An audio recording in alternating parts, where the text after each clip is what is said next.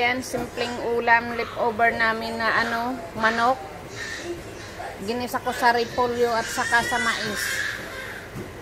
Yan, lagyan natin ng oyster sauce para may ng malinamnam.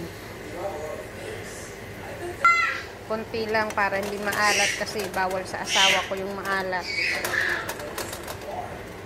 Lagyan natin ng sili para may kulay. Makulay na gulay. Tipid-tipid muna pag walang budget.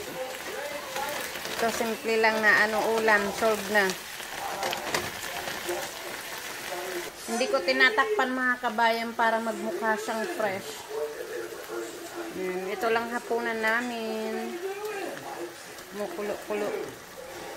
Mais with manok at saka repolyo.